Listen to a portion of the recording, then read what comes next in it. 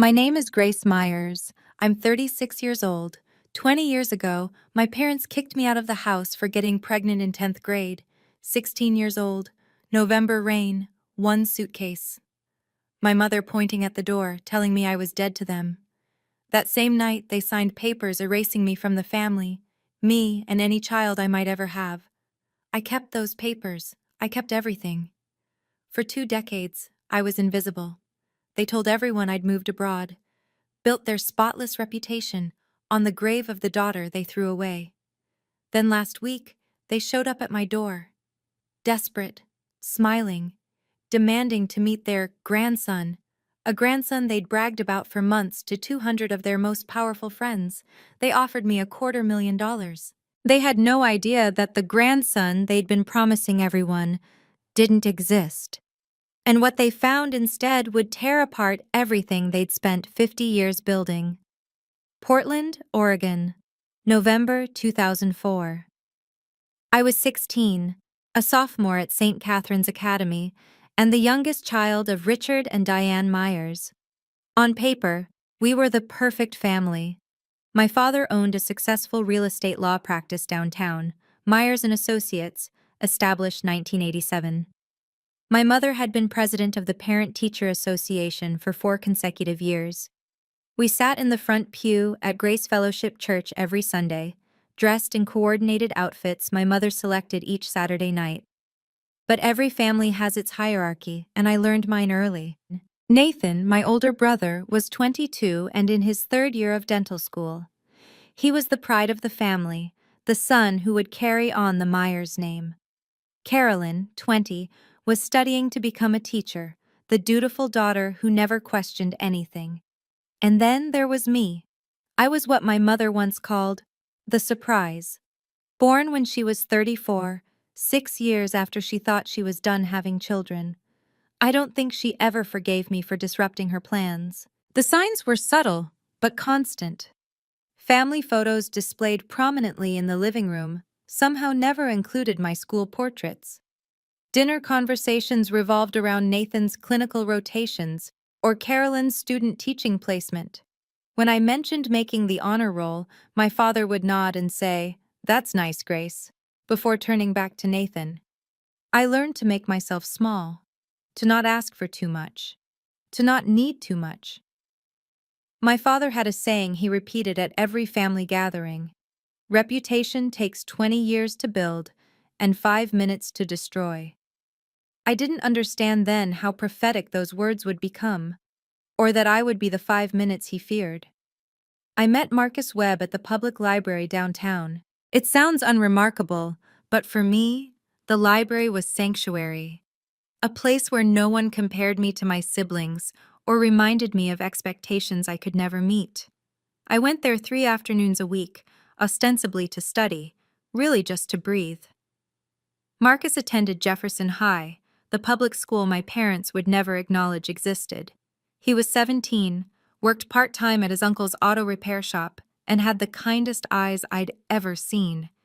He found me crying in the biography section one October afternoon, after my mother had forgotten to pick me up from school for the 3rd time that month. "Hey," he said, sliding into the seat across from me.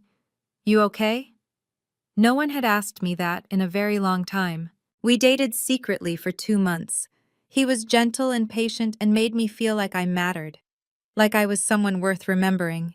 October 28, 2004. I'll never forget staring at that pregnancy test in the bathroom of a gas station 3 miles from my school. 2 pink lines. My hands wouldn't stop shaking.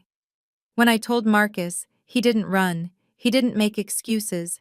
He held my hands and said, "We'll figure this out together, Grace. You're not alone." I wanted to believe him. Part of me did. But I knew my parents. I knew what mattered to them. And I knew that when I told them, their first question wouldn't be, "Are you okay?" It would be, "What will people think?" I decided to tell them at Sunday dinner. I didn't know it would be the last meal I'd ever eat in that house. Sunday, November 14th, 2004. 7:32 p.m. The roast beef was overcooked. I remember that detail because I was staring at it, trying to find the courage to speak while my father complained about a property dispute and my mother calculated which families would attend the church Christmas gala. I have something to tell you. The table went quiet. 4 faces turned toward me. My parents, Nathan home for the weekend, Carolyn visiting from college. I was 8 weeks pregnant, and I couldn't hide it much longer. I'm pregnant. My mother's fork clattered against her plate. My father didn't move. Who is the father? His voice was ice. Is it someone from St. Catherine's? Someone we know? His name is Marcus Webb. He goes to Jefferson High. He works at the public school. My mother's face had gone pale. You've been seeing a boy from the public school. He's a good person, Mom. Does he come from a good family? My father cut in. What does his father do? He lives with his uncle. He works at an auto shop. The silence that followed lasted exactly 11 seconds. I counted. Then my father stood. You will not keep it. Richard, my mother started. She will not destroy everything we've built. He looked at me like I was a stranger, like I was something that needed to be removed. If you keep that baby, you are no longer part of this family. By 9:15 p.m., I was standing on the front porch with one suitcase, rain soaking through my sweater. My mother had opened the door and pointed outside. Not my father. My mother. Nathan and Carolyn watched from the upstairs window. Neither of them came down. I called Marcus from a payphone at the gas station on Mulberry Street. My hands were shaking so badly I could barely dial. He picked up on the second ring. Grace, what's wrong? They kicked me out. 20 minutes later, his uncle's truck pulled up to the gas station. Marcus jumped out before it fully stopped, wrapped me in his jacket, and held me while I sobbed against his chest. I've got you, he said. I've got you. We didn't have a plan. We had $300 between us, a truck with questionable brakes, and nowhere to go. That's when Margaret Torres saved my life. She was our neighbor, 3 houses down from the Myers residence, 62 years old, retired schoolteacher, the only person on our street who didn't treat my father like he owned the neighborhood. She'd seen me standing in the rain from her window. She'd watched long enough to understand. You can stay with me, she said when I knocked on her door at nearly 10 o'clock at night. As long as you need. 2 weeks. That's how long we stayed in Mrs. Torres's guest room before Marcus found us a studio apartment in Seattle, $425 a month, above a laundromat that smelled like bleach and secondhand hope. My parents had their lawyer draw up papers the night they threw me out. I know because my father mailed me a copy 3 days later. Certified mail, signature required, like I was a business transaction. The document stated that Grace Elizabeth Myers forfeited all inheritance rights, and the Myers family bore no legal or moral obligation to her or any child born to her. I kept that paper. I've kept it for 20 years. Lily Grace Myers Webb was born on July 6, 2005, at Harborview Medical Center in Seattle. 7 pounds, 4 ounces, 10 fingers, 10 toes. Her father's brown eyes and my stubborn chin. She came into the world screaming, and I thought, good. Scream. Make them hear you. Don't ever let anyone make you small. The first 5 years were a blur of survival. Marcus worked double shifts at a repair shop in Ballard while I finished my GED, then started community college classes. 2 at a time, whatever I could manage around Lily's schedule. We lived on ramen noodles and free bread from the day-old bin at the bakery down the street.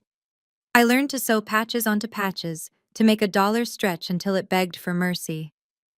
I sent my parents a birth announcement when Lily was born. No response. I sent a photo on her first birthday. Silence. By her second birthday, I stopped trying. Marcus and I never got married. We kept saying we would someday, when we had money for a real wedding, when life calmed down. Someday kept getting pushed back. Then, on March 15, 2010, a delivery truck ran a red light on Aurora Avenue. Marcus was driving home from a night shift. The police officer who came to my door said he died on impact. He was 26 years old. Lily was 4. The life insurance policy Marcus had through work paid out $12,000. That was it. $12,000 for 26 years of a good man's life. I was 22 years old, a single mother with a 4-year-old daughter, $12,000, and absolutely no one to call. I could have given up then. I didn't. I'd started doing small interior design projects while Marcus was alive, decorating apartments for neighbors who couldn't afford professionals, staging homes for real estate agents willing to take a chance on a young mother with no credentials. I had an eye for it, people said. A gift for making small spaces feel like home. After Marcus died, I threw myself into that work like my life depended on it. Because it did. 2012. I met Eleanor Vance at a design workshop at Seattle Central College. She was 52, recently retired as creative director of a major design firm, and looking for a project. For reasons I still don't fully understand, she chose me. "You have talent," she said after reviewing my portfolio.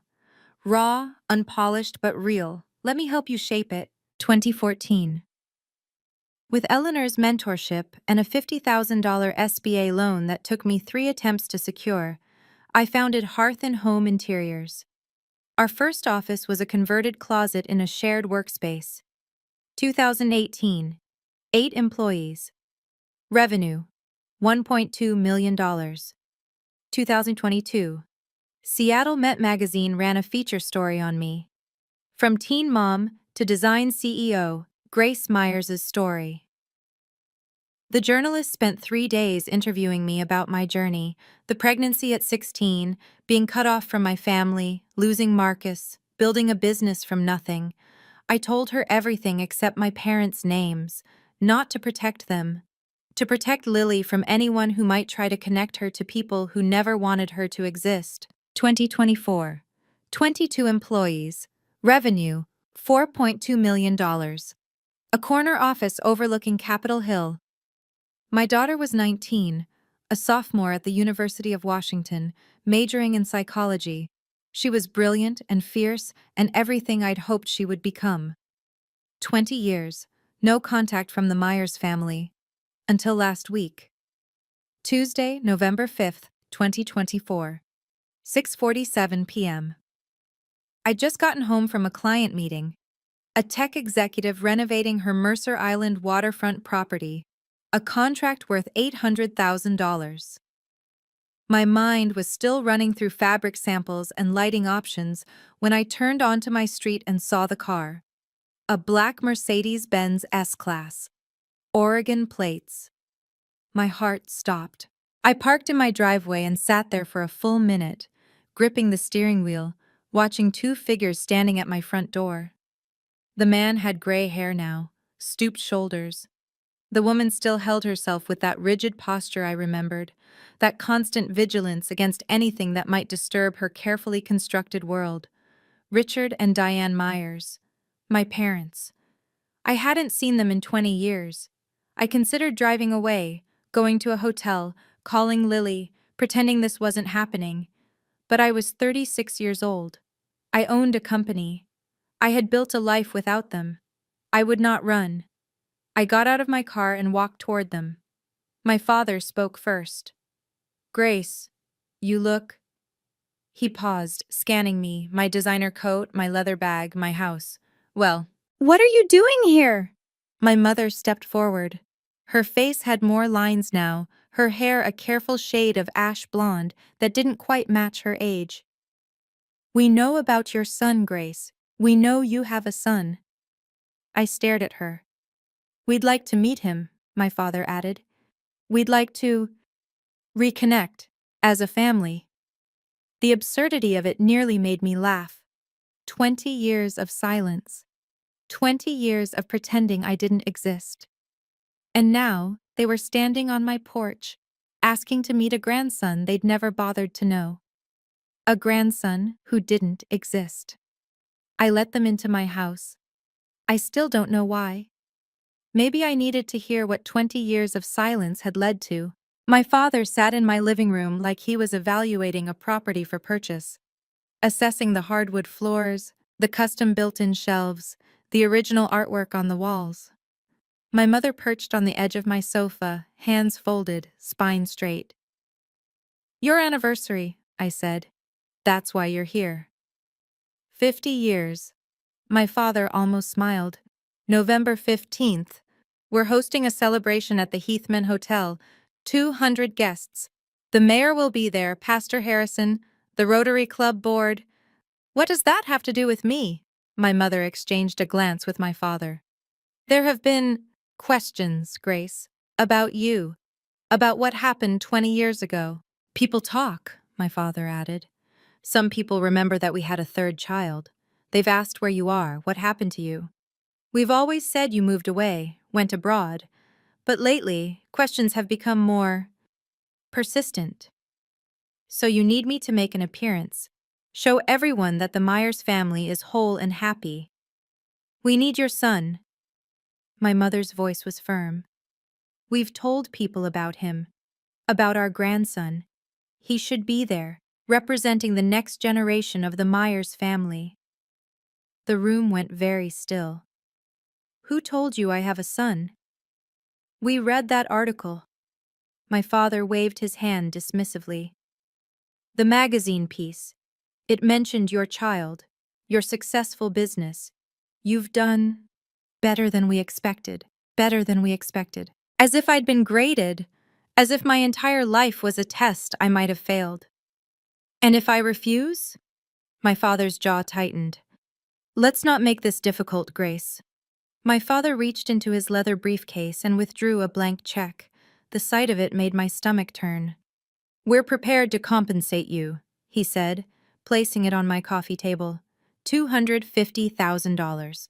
You bring your son to the party, stay for 3 hours, take some family photos. Then you can return to your life. I looked at the check, then at my mother, who was nodding as if this were the most reasonable proposition in the world. $250,000, I repeated. Is that what 20 years of silence costs? We're also prepared to reinstate you in the family trust. My mother leaned forward, her voice dropping to a conspiratorial whisper. The combined estate is valued at $3.8 million. You would have an equal share with Nathan and Carolyn. I thought about that studio apartment above the laundromat. The nights I'd worked double shifts while Lily slept in a playpen behind the counter of a coffee shop because I couldn't afford childcare. The years I'd spent building something from nothing while they sat in their Portland mansion, pretending I'd never existed. And if I say no? My father's expression hardened. We would prefer not to involve your son directly, Grace, but if necessary, we can reach out to him ourselves, explain the situation, help him understand his family history. It was a threat, subtle but unmistakable. You want to contact my child, I said slowly, and tell them your version of what happened. We want to be a family again. My mother spread her hands, the picture of reasonableness.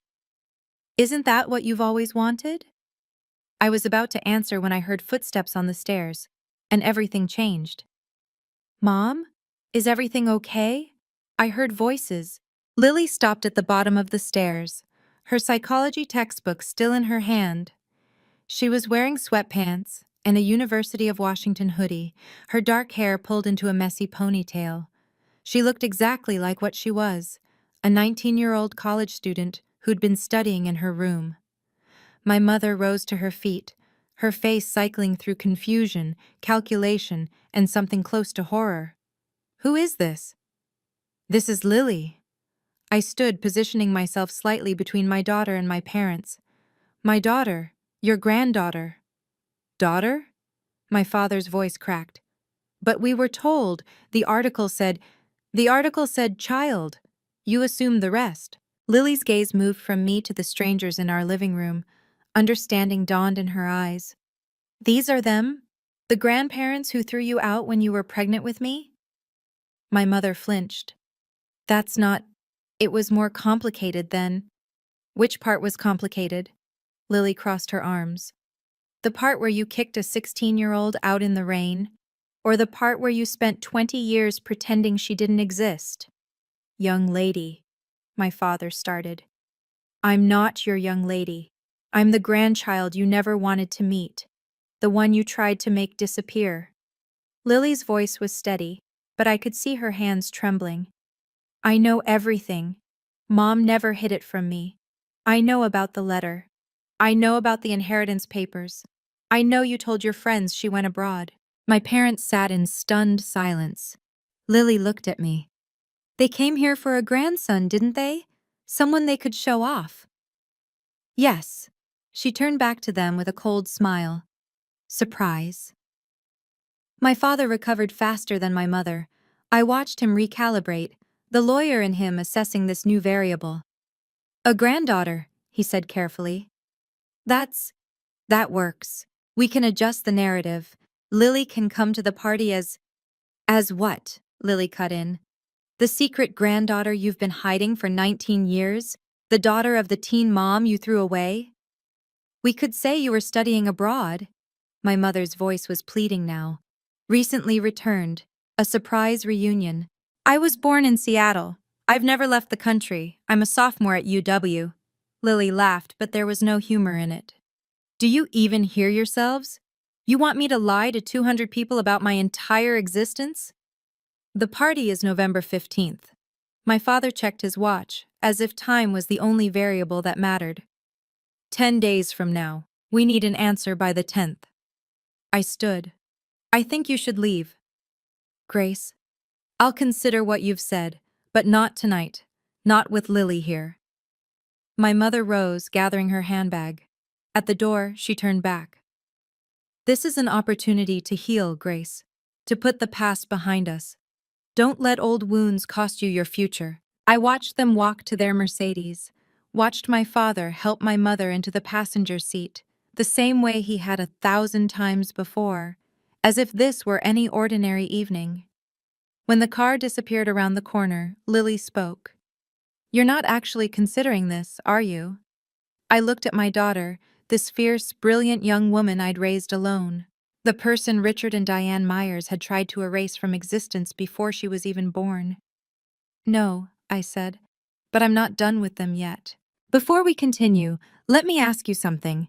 Have you ever stood where I stood that night, facing people who abandoned you, only to return when they needed something? I'd love to know what you would have done in my position. Drop a comment below, and if you want to see how this all unfolds, hit that subscribe button. Because what happened next? Even I didn't see it coming.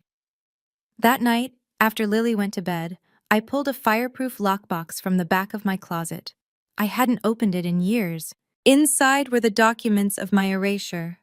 The notarized letter of disinheritance, dated November 14th, 2004, signed by Richard Allen Myers and Diane Elizabeth Myers, witnessed by a notary named Harold Brennan. I remembered the day my father mailed it to me, certified mail, requiring my signature, as if he wanted to make sure I knew exactly how thorough he'd been. The document was 3 pages, legal language designed to be airtight, ensuring that Grace Elizabeth Myers hereby forfeits all claims to the Myers family estate, and that the family bears no legal or moral obligation to the aforementioned party or any dependents thereof. Any dependents thereof. Lily, reduced to 3 words in a legal document, erased before she took her first breath. I photographed each page with my phone, uploaded them to my cloud storage, made backup copies. Mom? I looked up. Lily was standing in my doorway, arms wrapped around herself. I couldn't sleep either. She sat beside me on the bed, looking at the documents spread across my comforter. Is that the letter? Yes. She picked up the first page, reading slowly. When she finished, her eyes were bright with tears she refused to let fall. They really did it, she whispered. They really just cut you out, like you were nothing. They did. What are you going to do with these? I looked at my daughter, at the evidence of 20 years of calculated cruelty laid out before us. I don't know yet, I admitted, but whatever I do, they won't be able to pretend anymore. Lily nodded slowly. I might have an idea. The next morning, I made a call I hadn't made in over a year. Margaret Torres answered on the 3rd ring. Grace, Is that you, sweetheart? Mrs. Torres, I smiled despite everything. I hope I'm not calling too early. At my age, early is relative. What's wrong? You sound like you've got weight on your shoulders. I told her about my parents' visit, about the grandson they'd invented, the anniversary party, the $250,000. When I finished, the line was quiet for a long moment. Those people, she finally said. 20 years, and they haven't changed one bit. Mrs. Torres, I need to ask you something. That night, November 14th, 2004, I remember it like it was yesterday. Her voice hardened. I watched from my window, saw you standing in the rain, that little suitcase at your feet, watched your parents' car drive away. I should have come out sooner. I've regretted that every day since. Do you still have your security camera footage from back then? A pause. You know, I never delete anything. Old teachers' habit, document everything. Let me check my files. 20 minutes later, my phone buzzed with an email. A grainy but unmistakable image. A 16-year-old girl standing on a porch in the rain, 9:17 p.m., November 14th, 2004. The timestamp was visible in the corner. The address, my parents' house, was partially visible in the frame. That's you, Mrs. Torres said when I called her back. That's the night they threw you away. Would you be willing to verify this? Officially, if needed? Honey, I've been waiting 20 years for someone to ask. Her voice was fierce. Whatever you need, I'm there. I thanked her and hung up. 2 pieces of evidence, 2 witnesses. Now I needed a plan. I spent that evening rereading my own story. The Seattle Met article was still available online, shared over 12,000 times since it was published in March 2022. The journalist, Rebecca Huang, had titled it, From Teen Mom to Design CEO, Grace Myers' Story. 2,500 words about loss, resilience, and building something from the ruins of everything you thought you knew. I'd been careful in that interview. I'd told the truth but not the whole truth. I mentioned being estranged from my family without naming names or cities. I talked about becoming a mother at 17 without identifying the parents who'd cast me out. Not to protect them.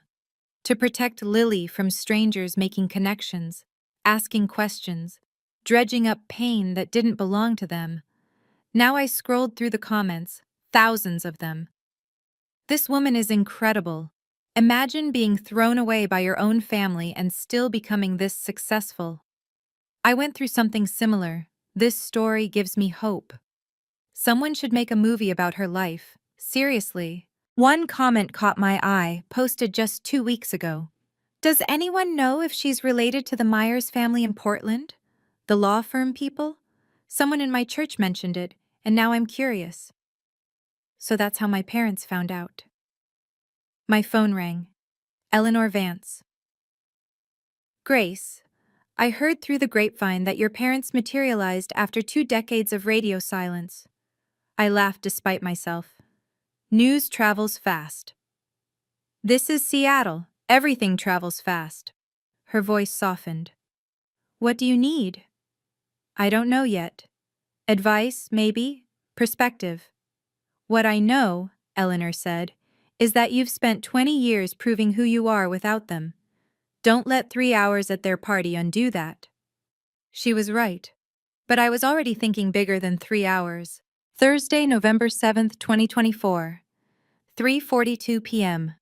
My phone showed an Oregon area code I didn't recognize. I almost let it go to voicemail. Grace, it's Nathan. I hadn't heard my brother's voice in 20 years. It was deeper now, weathered. The voice of a man in his 40s instead of the 22-year-old who'd watched from an upstairs window while I stood in the rain. Nathan, I know I have no right to call. I know you have no reason to talk to me. He exhaled shakily. But I need you to know some things before whatever happens next. Then talk. The grandson story. The whole thing about you having a son. That came from Mom. She read the Seattle Met article 2 years ago but didn't read it carefully.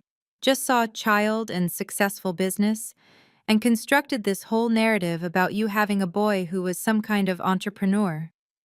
She invented a grandson.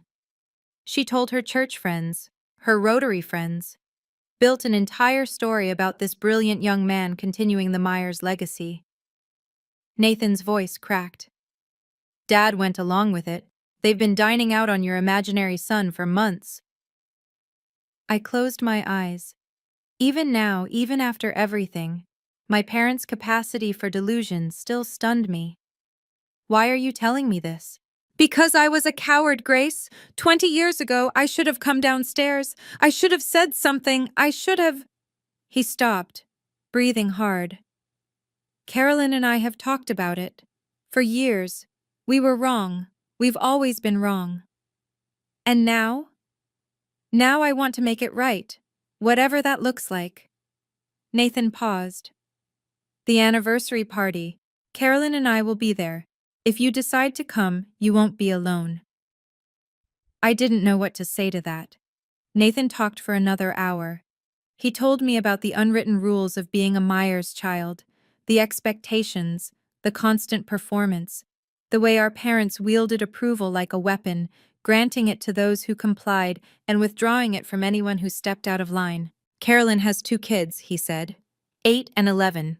She's terrified of them growing up the way we did, walking on eggshells, never knowing if they're good enough. Why didn't you ever reach out? In 20 years? Long pause. I almost did. 5 years ago. I had your number, found it through the business website, dialed it at least a dozen times. His voice dropped. And every time, I hung up before it connected, because I knew that if I talked to you, I'd have to admit what I let happen. And I wasn't ready. What changed? Seeing them show up at your door demanding a grandson that doesn't exist, watching them try to buy you like you're a prop for their anniversary photo.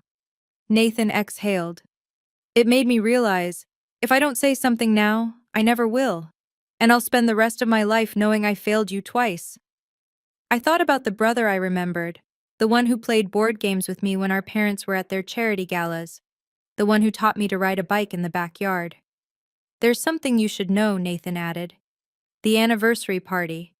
There's going to be a family moment that gets live-streamed on the church Facebook page. Pastor Harrison's idea. A show of unity for the congregation.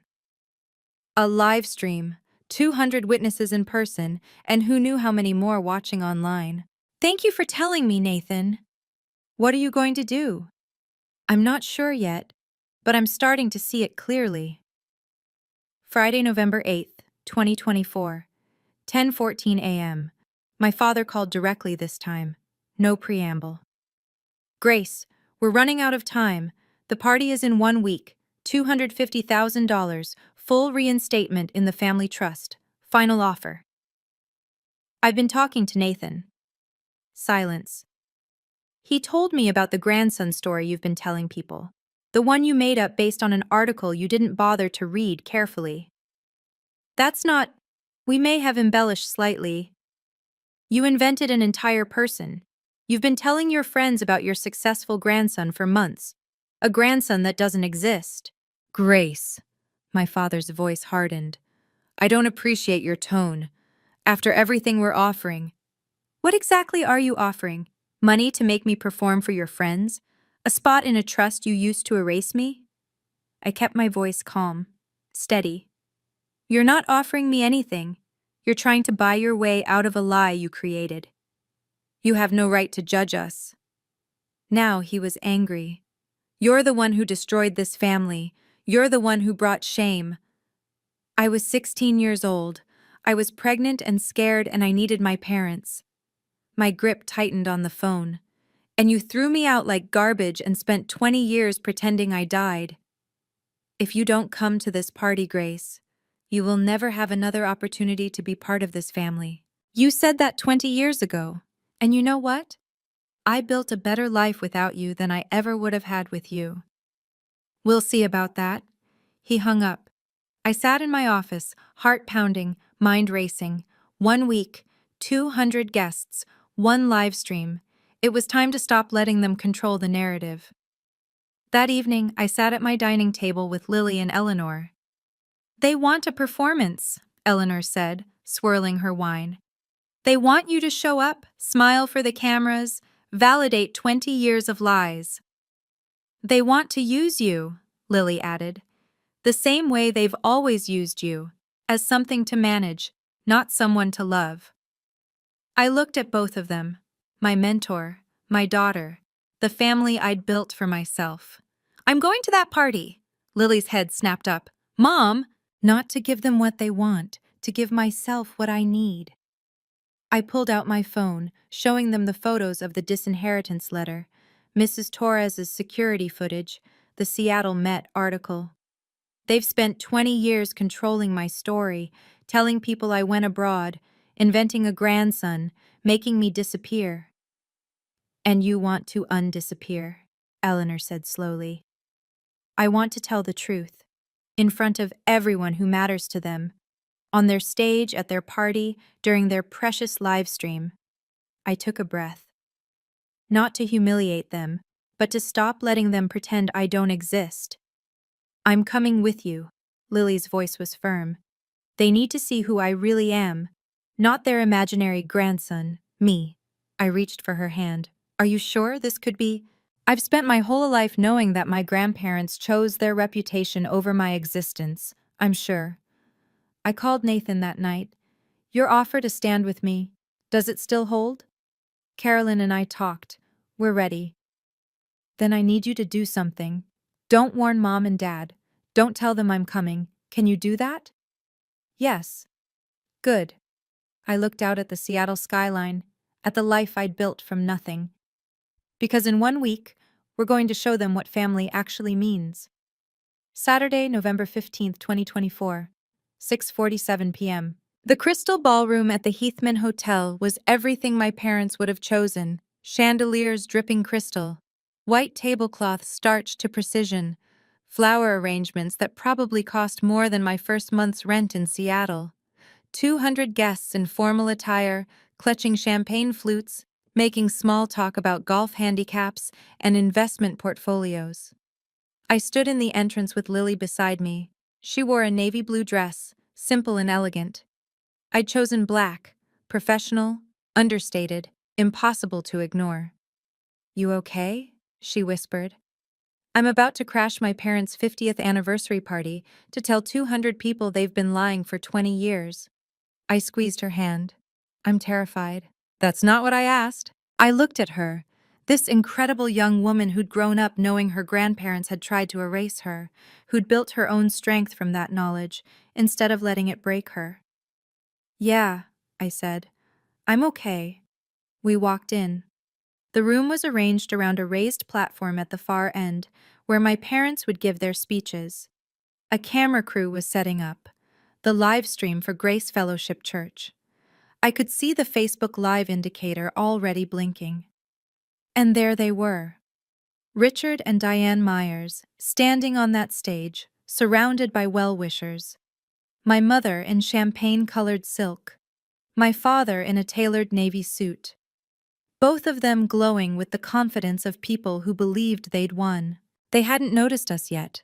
The room was too crowded, the attention too focused on them. But heads were starting to turn. Someone near the door whispered, "Is that?" Someone else.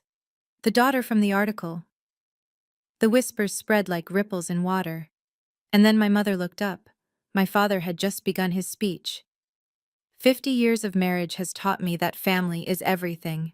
Diane and I have built our lives around that principle. Our children, our community, our faith. His voice carried across the ballroom, amplified by the microphone, captured by the live stream camera. 200 faces watched adoringly. On the small monitor near the stage, I could see the Facebook Live comment section scrolling. Beautiful couple. God bless the Myers family. What an inspiration. My mother saw me first. Her champagne smile froze. I watched her hand tighten on my father's arm. He followed her gaze, stopped mid-sentence. The room began to notice. Heads turning, whispers building. Someone near the back said, loud enough to carry, "That's her. From the magazine, the design CEO." Someone else, "That's Richard's daughter?" I thought she was in Europe. My father recovered first. As I was saying, family has always... I started walking toward the stage. The crowd parted. Not dramatically, this wasn't a movie, but people stepped aside, sensing something was about to happen. Lily walked beside me, her chin high, her steps steady. Nathan appeared at the edge of the crowd. Carolyn beside him. They didn't try to stop me, they just watched. Grace! My father's voice came through the speakers, strained now. What a surprise. We weren't expecting. I climbed the 3 steps to the platform. The live stream camera tracked my movement. I could feel 200 pairs of eyes on me, plus however many were watching online. Hello, Dad? I took the microphone from his hand before he could react. Hello, everyone. My name is Grace Myers. For those of you who don't know me, and many of you don't, I'm Richard and Diane's youngest daughter. I paused. The one they told you went to Europe 20 years ago. The silence in that ballroom was absolute. I didn't go to Europe, I continued. On November 14th, 2004, 20 years ago tomorrow, my parents discovered I was pregnant at 16. That same night, they threw me out of their house. They had their lawyer draft papers disowning me. They told me I was dead to them. Someone gasped. The live stream comments were exploding. I could see them scrolling faster than anyone could read. They told everyone I'd gone abroad. For 20 years they pretended I didn't exist. I reached into my bag and pulled out the notarized letter. This is the document my father mailed me 3 days after throwing me out. It states that I forfeit all inheritance rights, and that the Myers family has no obligation to me or, I quote, any dependents thereof. I held it up to the camera, close enough to read. Those dependents? That's my daughter Lily. I gestured to where she stood at the edge of the stage. Your granddaughter, who you've never met. The grandson you've been telling your friends about for months doesn't exist. You invented him based on a magazine article you didn't read carefully. My father grabbed for the microphone. Grace, this isn't the place. When is the place, Dad? I held the mic out of his reach. When is the right time to tell the truth? You came to my house last week offering me $250,000 to parade a fictional grandson at this party. $250,000 to make your lie look real. I turned to the crowd, to the camera, to the 200 witnesses and the thousands watching online. I didn't come here for money. I came here because I'm done being erased. Pastor Harrison stepped forward. Richard, is this true? My father couldn't answer. My mother started crying. I'd only seen Diane Myers cry once in my entire childhood, at her own mother's funeral. Now tears streamed down her face, ruining the careful makeup she'd spent hours perfecting. Richard, Pastor Harrison's voice was firm. I asked you a question. Is what your daughter is saying true? The room held its breath. My father looked at the crowd, the mayor, the Rotary Club board members, the church elders who had respected him for decades. I watched him calculate, search for an angle, try to find words that would spin this into something acceptable. He couldn't find them. It was a difficult time, he finally said. We made decisions that... You threw me out because I was pregnant. My voice stayed calm. Because your reputation mattered more than your child. Nathan stepped onto the stage, then Carolyn. They stood beside me, not touching, but present. She's telling the truth, Nathan said, his voice carrying through the room.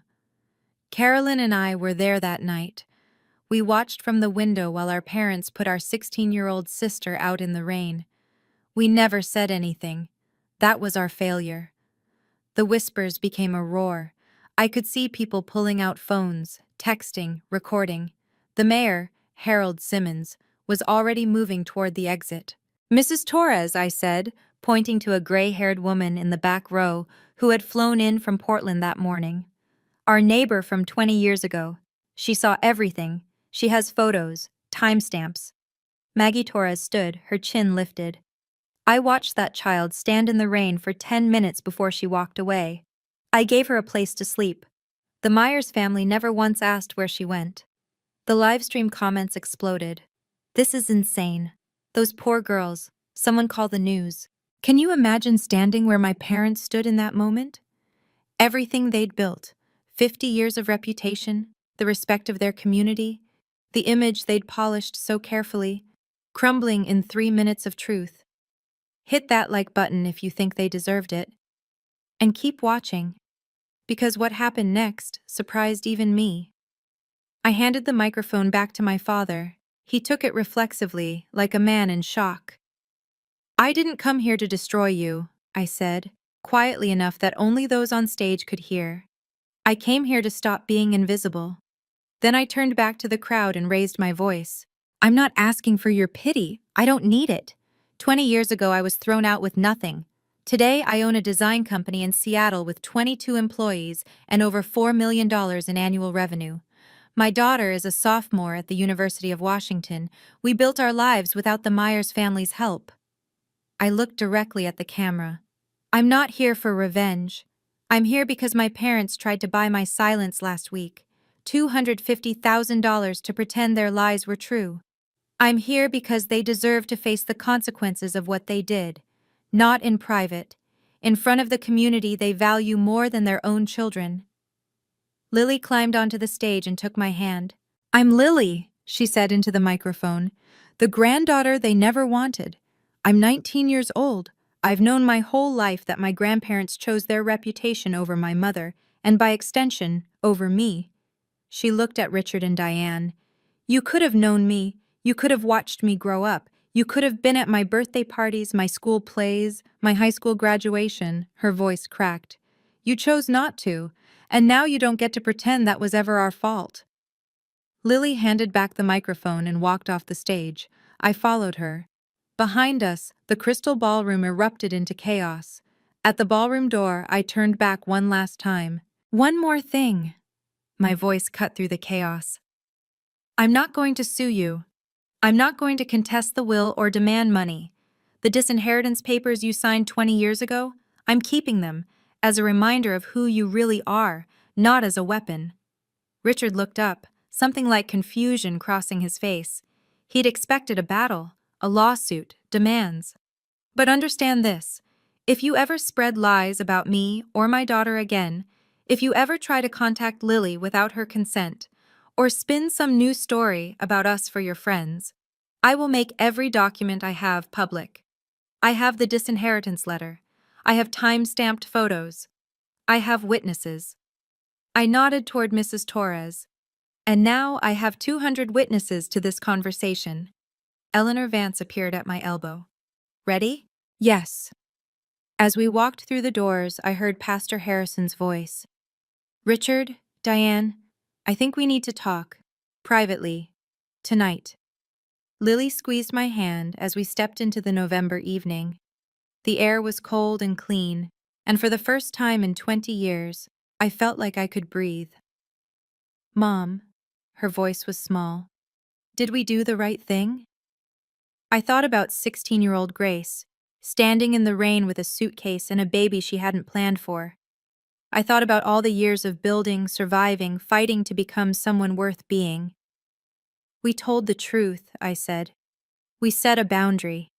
We let them face the consequences of their own choices."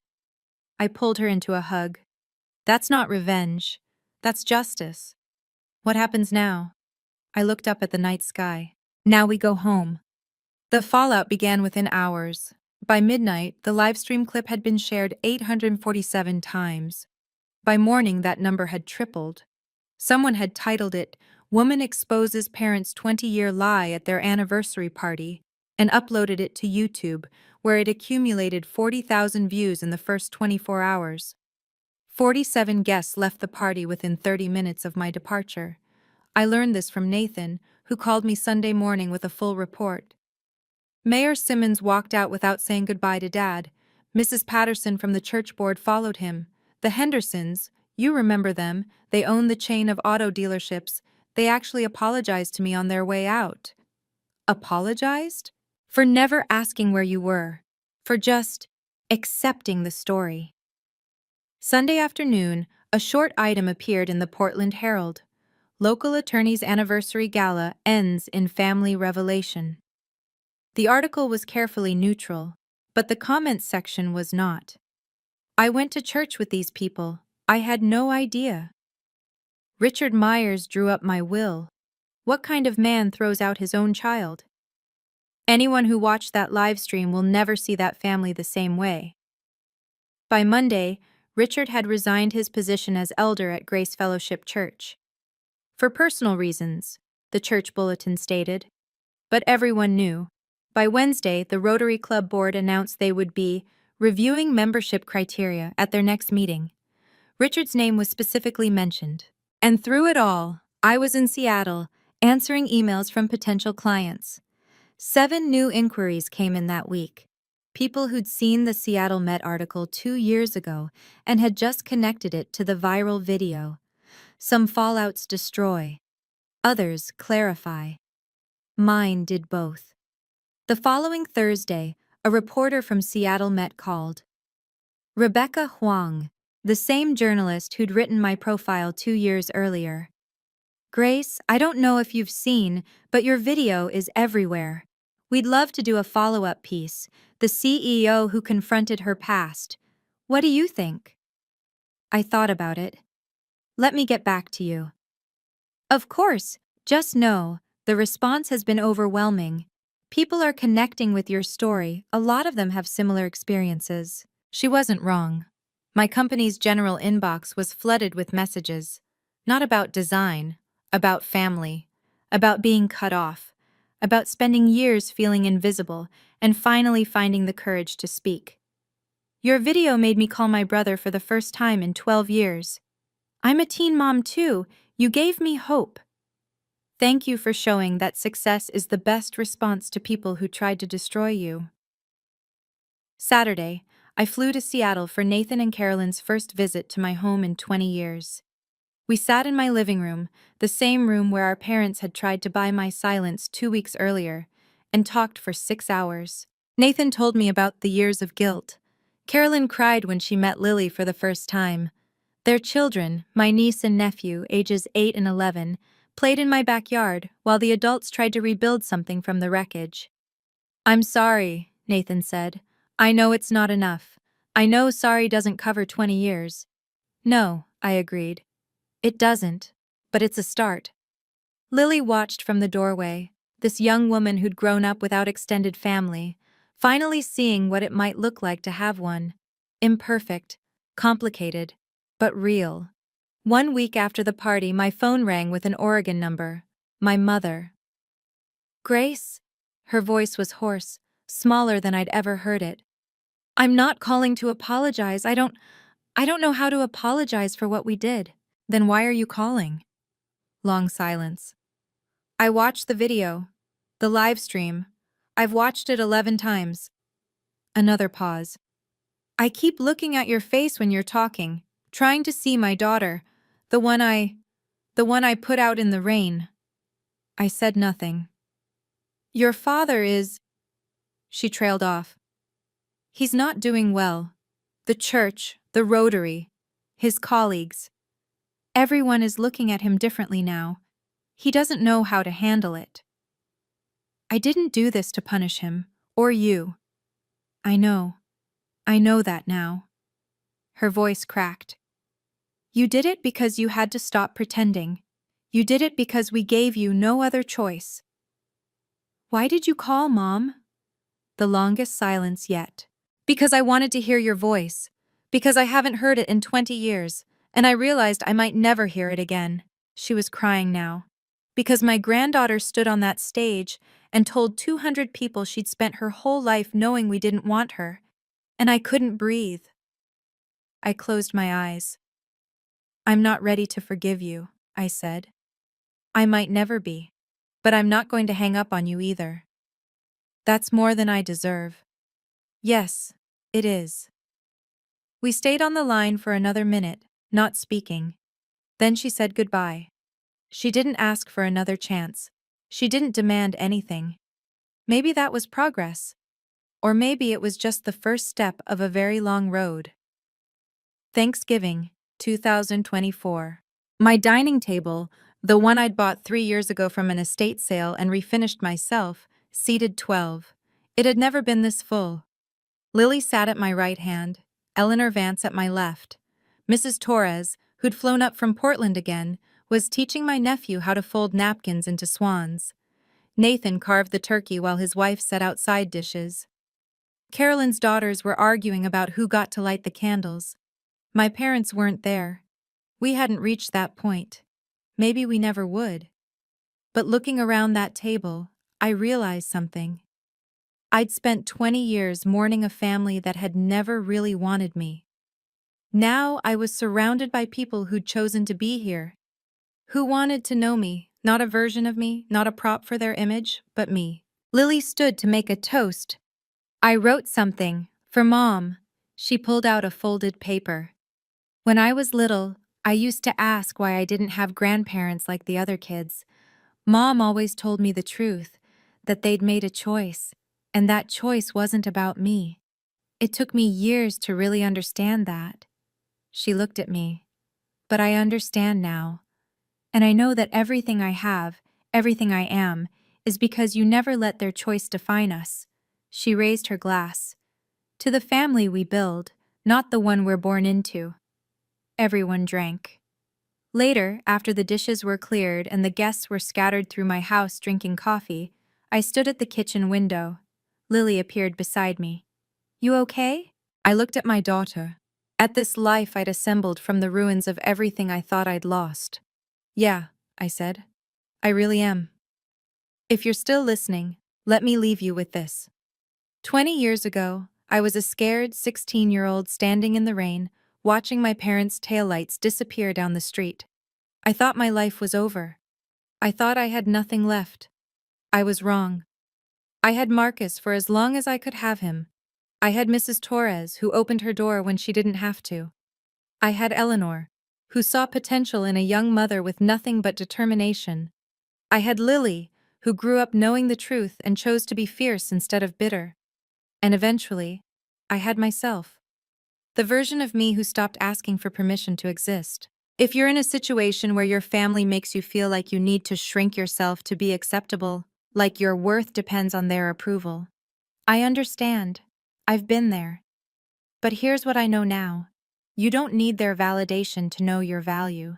Setting boundaries isn't revenge, it's survival. And sometimes the family you build is stronger than the one you were born into. My parents still haven't apologized. Not really. Richard has barely spoken since the party. Diane calls occasionally, and I answer when I can. Nathan and Carolyn are trying. We're all trying. But I'm not waiting for them to change. I'm living my life. The one I built, the one I earned, the one that belongs entirely to me. That's not a happy ending, it's a real one. And real endings? They don't need applause. They just need truth. Thank you for listening to my story. If it meant something to you, if it made you feel less alone, please share it. Like, subscribe, and check the description for more stories like this one. Because everyone deserves to be seen, even the ones they tried to make invisible.